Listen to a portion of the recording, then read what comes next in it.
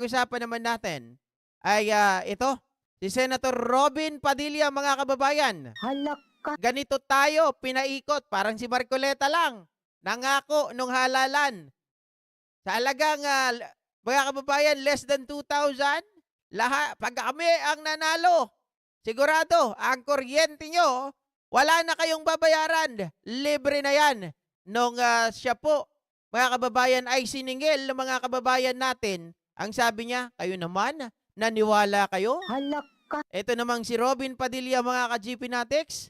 Ito po, tingnan niyo po mga kababayan kung ano po ang kanyang mga pinagsasabi dito at kung paano niyo po tayo pinaglalaroan. It's late in the evening. Robin. Nung nagtalo si Senator Ligarda tsaka si Senator Tolentino Oo. tsaka si Senator Coco. Yun, nagkalabasan na ng mga Webster doon. Medyo tenga kong dumugo. Hindi naman ako pinagsalita. Pero hindi ka tumingin sa langit ba? Di naman, huwag tayo magpapahalata. Ganyan po. Kumari, tumatango-tango ka pa. Pero nasa isip mo, ano daw? Mga kababayan, ganyan katukmol. Sabi nga dito ng caption, imbis na Malboro, mas bobo. Hala ka. Grabe naman yan. Senator Robin Padilla, alam mo dapat hindi ganyan eh. Masyado mong tawag dito. Imbis na ikaw, para hindi ka pagtawanan, ang dapat mong gawin bilang isang senador, dahil nandyan na eh. Wala na kami magagawa. 3 taon pa kaming magtitiis sa'yo, Senator Robin. So dapat ikaw naman, bilang isang halal ng taong bayan, ibinoto ka ng taong bayan, nag-number 1 ka bilang senador, dapat pagsilbihan mo ang taong bayan. Para ikaw ay makasunod. Siguro naman, nakatatlong taon ka na dyan, wala pa rin nangyari. Simpleng parliamentary procedure ay hindi mo kayang sundan. Hindi mo pa ma-perfect. Di ba dapat, mga ka-GP Natics, itong si Robin Padilla ay nagkakaroon ng initiative para siya po ay mag-aral. Para pag-aralan niya yung mga sikot-sikot, yung mga batas na pwede pong makatulong sa kanya. Hinangin niya yung kanyang isipan. Hindi yung hinihining niya lang, mga kababayan, kung paano kumain doon sa Senado. Hala ka. Oh, ang inihinang lang ata nito, mga kababayan. Nakikita nyo naman. 'Di ba? Hinihinang niya yung kanyang bigote.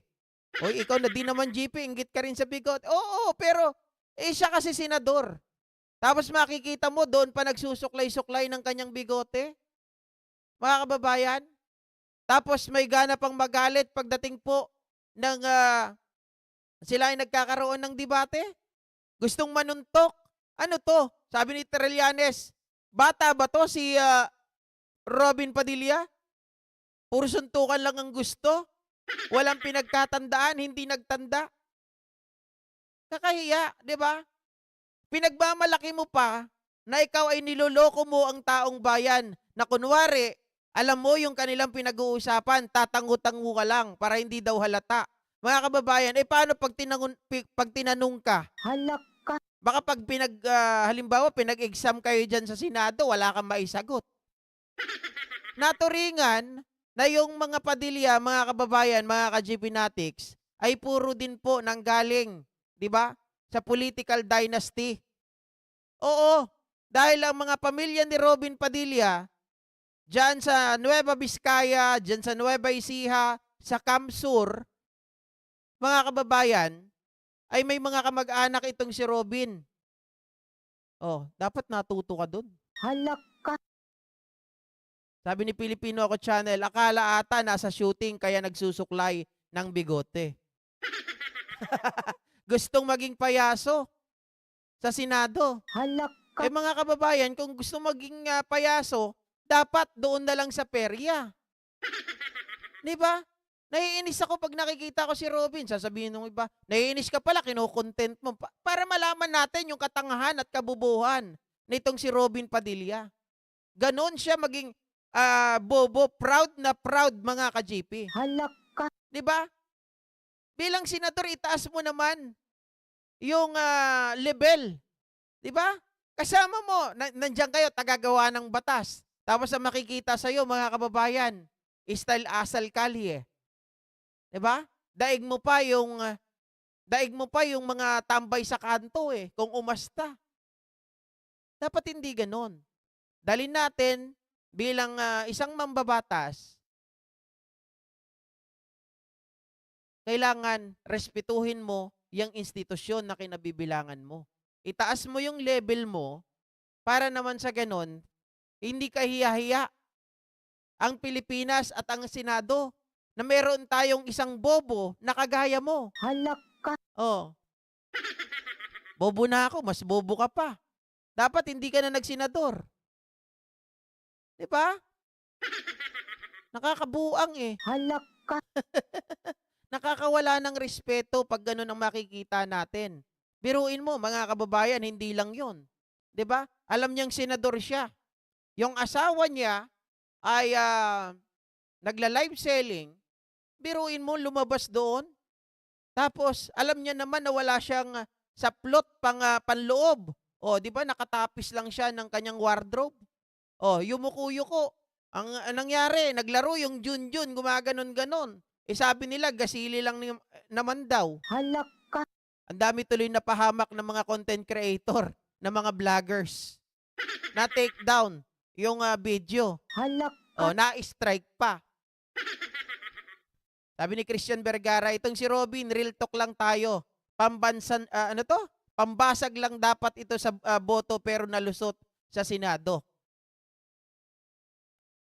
Palagay ko mga kababayan, dala ng katangahan ng mga Pilipino pa rin.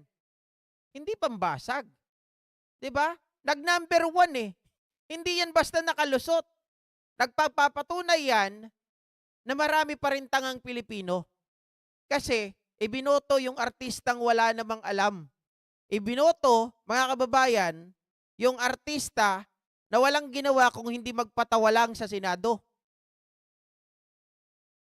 Wala naman niyang ginawang matino doon eh. Sa totoo lang. Ano ba ang ginawa doon ni Robin? Sumasali ba siya sa mga debate? Wala. Ang kanyang pinagsisilbihan doon, hindi ang taong bayan. Ang pinagsisilbihan nila doon ay itong pamilya Duterte lamang. Diba sabi pa nga niya, kahit sunugin mo ako, mangangamoy Duterte ako. Nung may pumalag, mga ka-GP Natics, wala, urong din naman. Halak. Nag-high alert pa ng kanyang mga bodyguards. Oh. Sabi ni Northern Kumot, GP, pakibigyan nga ng pansin yung vlogger na Wonder Philippines kung anong paninira kay PBBM tungkol sa baha. Halak ka. Si Wonder Philippines, si Isme. Si Isme iyon, mga kababayan, dati rin niyang di ba? Kasama din natin nung panahon ng eleksyon. Halak ka. Ilocano kasi yon, mga kababayan. Alam nyo naman, kung sa totoo lang, hindi rin naman dapat kapansin-pansinin yun. Yun ang masasabi ko doon. Huwag nyo nang pansinin yun, huwag nyo puntahan. Halak ka. Hindi ka patol-patol. Joke.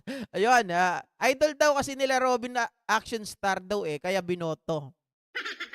Dinaan sa kanta-kanta, mga kababayan. At saka sabi ko nga, bukod sa pagiging artista, yan ay inendorso rin ni Sara Duterte. Pero palagay ko, hindi lang din yan sa endorso. Ang pinakamalaking naging boto ni Robin ay yung dahil sa artista siya, kilalang kilala siya. Lalong-lalo na yung mga matatanda na hindi mo na-inform properly. Naku po, Robin talaga, mga kababayan, ang kanilang gusto. Kasi yun lang daw yung kilala nila eh.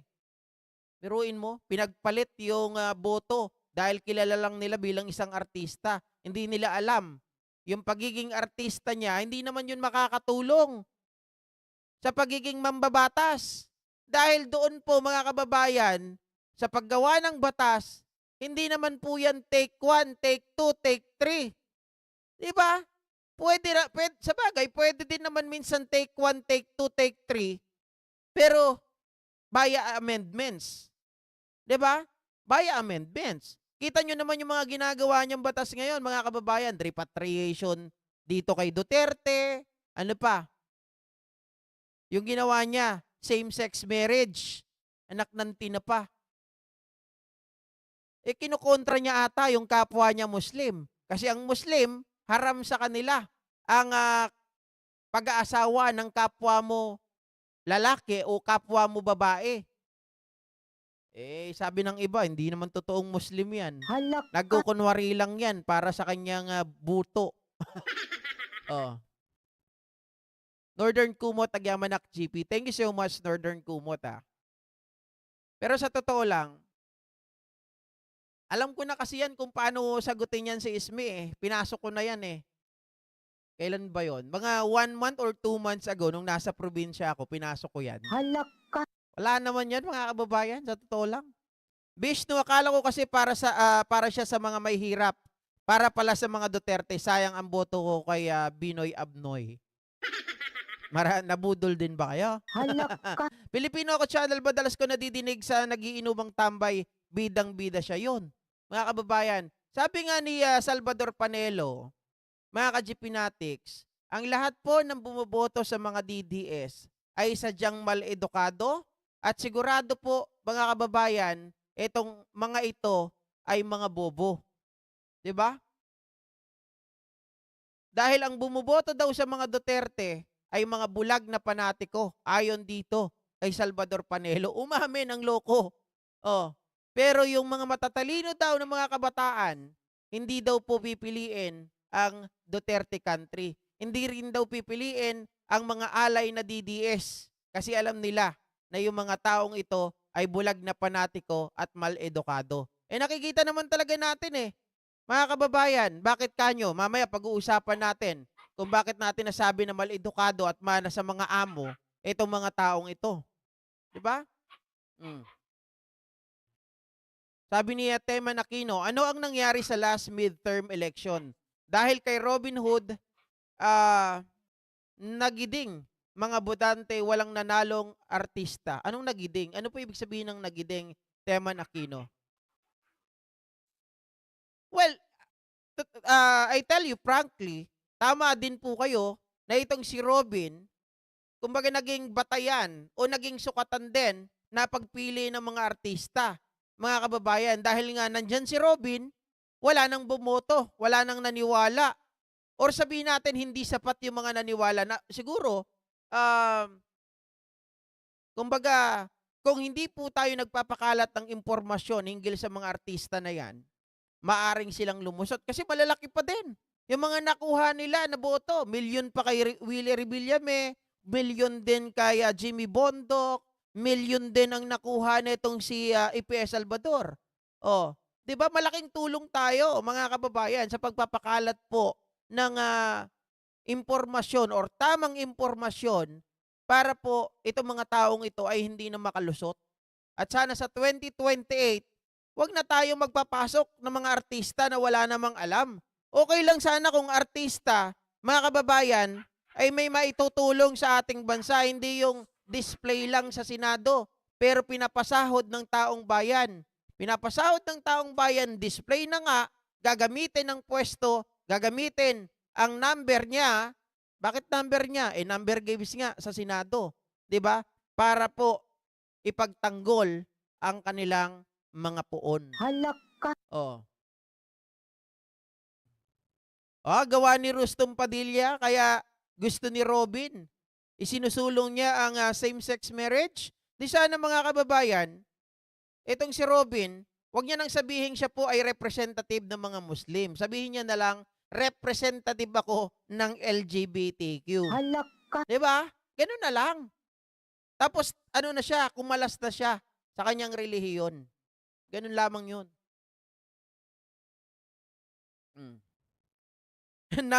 Sabi ni Sir Ma'am Teresita Pablo Condo, nabudol din ako ng bobong Robin na yan. Halak. Marami po tayo, mga kababayan. Marami kayo. Marami tayo.